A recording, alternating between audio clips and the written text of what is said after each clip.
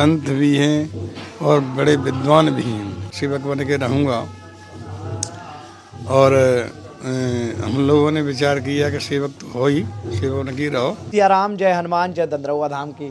Shri doctor Hanuman ji महाराज दंदरौआ सरकार वेदना विदारक, जिनके बर्द हस्त हम सभी भक्तों पर पूज्य गुरुदेव के माध्यम से बरसते रहते हैं, जिनकी कृपा करुणा की कदरिया हम सभी पर बरसती रहती है गुरुदेव की भभूति के रूप में।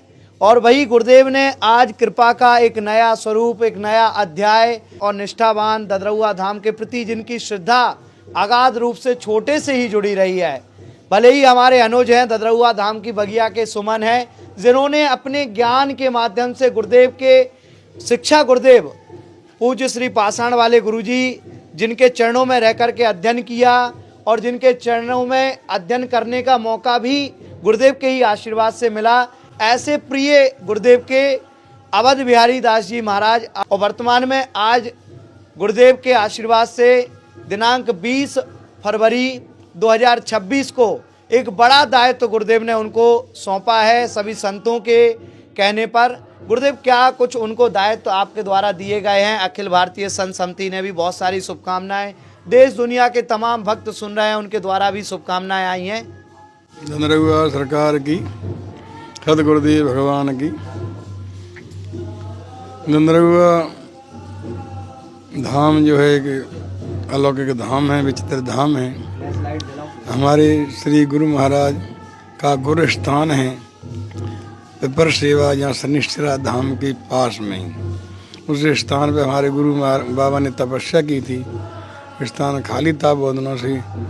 आज जो है वहाँ के ग्रामवासियों ने एवं क्षेत्रवासियों ने बड़ा आग्रह किया और हमारे शिक्षा गुरु और वैसे गायत्री मंत्र के गुरु हमारे पार्शन वाले गुरुजी की आज्ञा हुई तो हम पिपरसेवा धाम की आज हमने उनको महंत की पदवी प्रदान की है।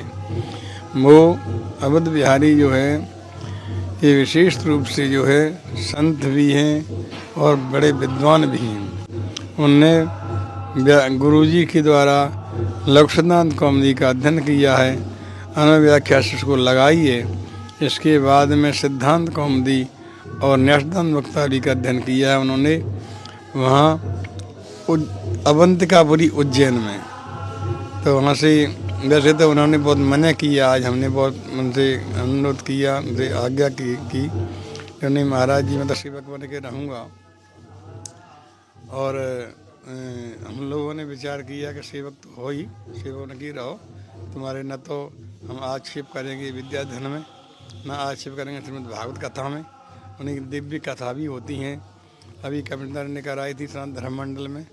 उसके अलावा उनकी कथा अभी 6-7 कथा उनकी लगी हुई हैं।